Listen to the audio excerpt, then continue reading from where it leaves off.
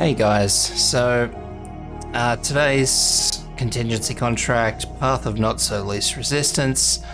The daily contingency is all friendly units have minus 90% defense. Now, to get this in the actual initial clear, it was rough as hell for me. As you can see, I ended up coming with a very heavy group.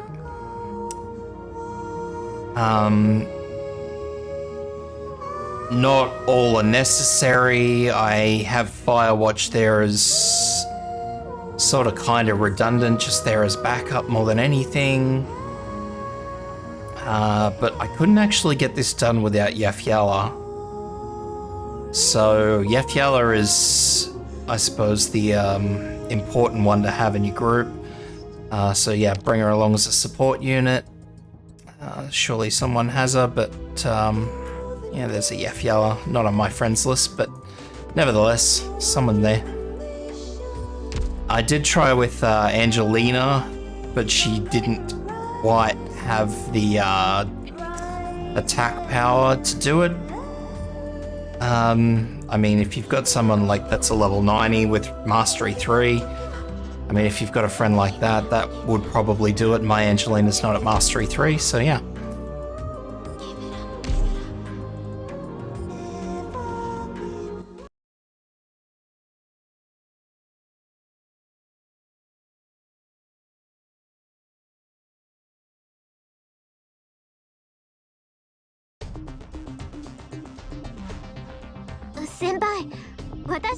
So heading into it, we're going to deploy Texas first because we need her skill to charge. She's going to be pointing in towards this little bottleneck here, and then we're going to deploy Zimmer.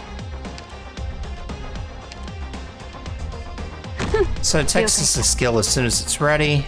Don't worry about where both of these are. Sometimes, depending on how like happy you are or where your Texas is as far as mastery skills is, you might catch this one with that ability, but it's not something you'd hold your breath over. Now, I deploy Warfarin first as my first healer, mainly because she has that emergency triage skill, so if anything takes a sudden jolt immediately of health loss, she can usually stay on top of it quite comfortably. So then I'm going to deploy Meteorite right here.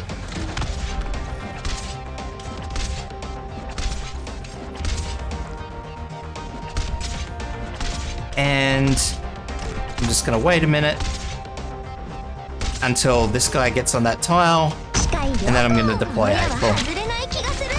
And that's going to get the most out of her camouflage.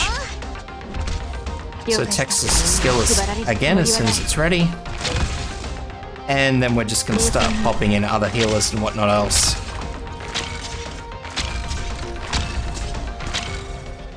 So, first off, I'm going to deploy my favorite owl.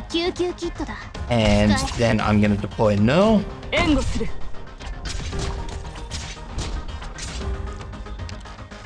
And then I'm going to deploy Yafyala. And Yafyala is going to be facing off to the right. Now Yafyala E2 gets a nice big boost to her skill points as soon as she deploys, so she should be fairly comfortable by the time you drop her in to get Crown Slayer. So we're just going to balk Crown Slayer by putting red here, so Crown Slayer warps. And we're going to use Yafyala's skill as soon as Crown Slayer gets up somewhere close to Texas. Doesn't matter if you use it a bit before. But the important thing, the hugely important thing, is that you use red to bait that first teleport. If you don't, Crown Slayer is going to get to Texas and just go straight through and not care about anyone. So now we're going to use Texas' skill as soon as we can, and that's going to stun Crown Slayer, and it's going to keep Crown Slayer right there where we need her to be. And there she goes. Now, I lost red. That's not a huge issue. Red was just baiting stuns and damage. So that is not a huge loss. And from here, we're going to get rid of Zimmer. Going to deploy Lapland in there. Now, look, you don't need to use Lapland. That's hugely important. But I will emphasize the fact that you really do need somebody who can attack this next square over. So, just be mindful of that when you're putting your tanks in, because not all tanks attack off their own cell. Hoshiguma is the only one off the top of my head that does it. Yeah, I can't really think of any of the others that do. I'd have to have a good look, but I know like Gummy doesn't. Saria doesn't if you want to go up to 6 stars. I'm fairly certain Durnar doesn't. So whoever this tank is, you'll need them to be able to attack across the next cell, because this bottleneck is basically where all this stuff funnels through to, so you don't want to have to wait until your tank is actually blocking something before they attack, because these are, to coin somebody else's term for them, these Naruto runners, the bulk of them are going to come up here and they're going to go this way across into Texas, and they're going to try and get down to this little empty cell down the bottom here. So yeah, it's no good if they're all running up here, bumping into Texas, and your tank can't hit them because they can only attack on their own cell. If you can get a guard there that can survive, that's a multiple block guard, all the more power to you. If you want to bring Blaze and chuck her in there, then that would be fine.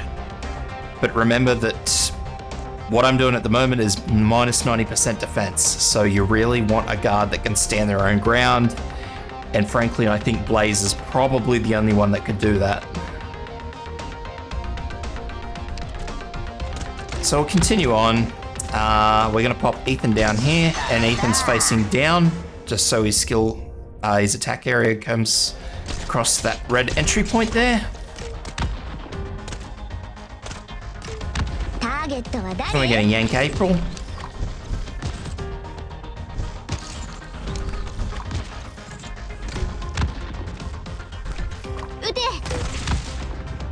And now in theory I can just let this play out. For the sake of argument this time I'm actually going to redeploy, or I'm going to deploy, sorry, Firewatch facing up so she can help with this stuff that comes through here. Now, any damage that comes onto Firewatch or Meteorite, I'm going to be using Silencer's drone for. That's the one thing I'm fairly critical about is bringing Silence, so you've got a drone.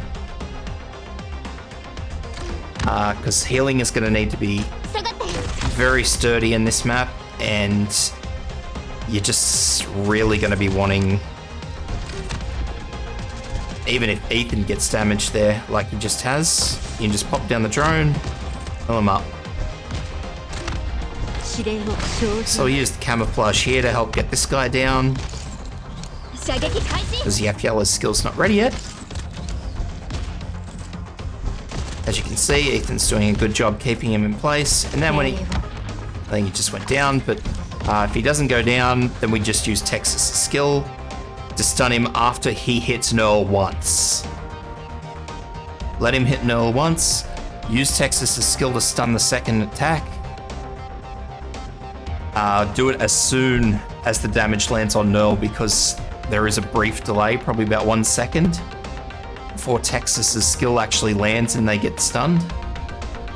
And that'll give your healers enough time to get Null back up.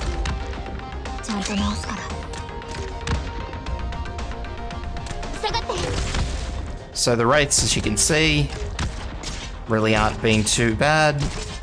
If you ever get a bit scared or nervous about them, then just use Texas' skill and block them in.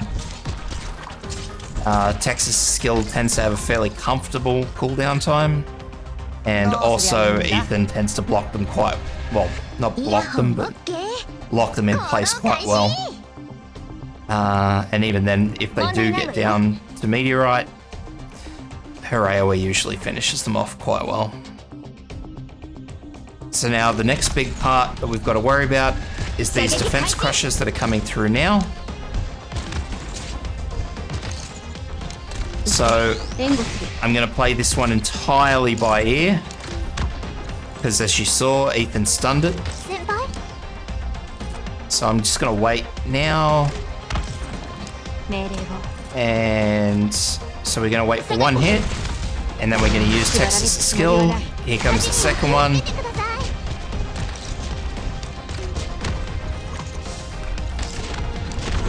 And cool. So I mean, you wouldn't usually leave Yapyella's skill that long. She was stunned, so I didn't have too much choice in the matter. I just had to play that as how it was. Typically you would use Yapyella's skill by the time that defense crusher is just entering Ethan's cell. It's unlikely, unless Ethan continues to stun lock him, that Yapyella will kill him, but he will be weak enough that by the time he gets all the way up here to Null, he's not going to be a massive threat. So that's the idea there. So this is the last wave, so I'm just going to quickly redeploy April again. She does a nice bout of damage. And there we go. So again, if you get a bit worried with the Wraiths, just use Texas' skill. And use Texas' skill to block up the defense crushers. Again, also though, I brought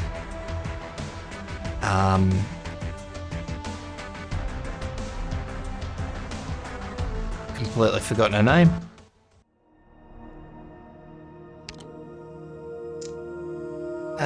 Project Red. I brought Project Red. I gave her the first skill because that's what I was using at the time. In hindsight of having done this a couple of times just to make sure it worked, I would bring the stun on drop. The reason for that is if you need to drop Red in to stop anything, like if things are looking hairy, the odds are you're not going to drop her in for a damage. You're going to want to drop it in to stop something. So yeah, if you watch the video through to the end without working through it as you go, then yeah. If you bring a Red, use the second skill, because it's just going to benefit you a lot more. Again, as a sort of hindsight to the video, I'll have a quick look through.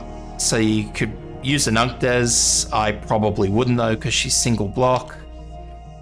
Hoshiguma, you certainly wouldn't bring Mudrock with these conditions. Niana's fine. That's looking to be about it. Blemshine, she would work in either place. She would work where Nerl was or where your other tank was. Yeah, that's it. I would keep Nerl in though, on the sole basis that Nerl's talent is actually a heal increase. So that's going to benefit you there.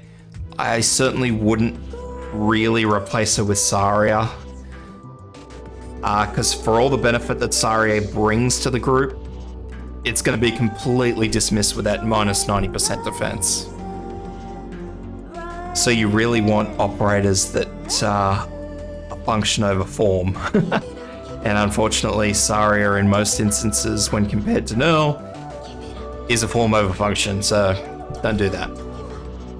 Other than that, if you have stuck through to the end and you do use this guide, thanks a lot guys, and back again tomorrow for another clear video.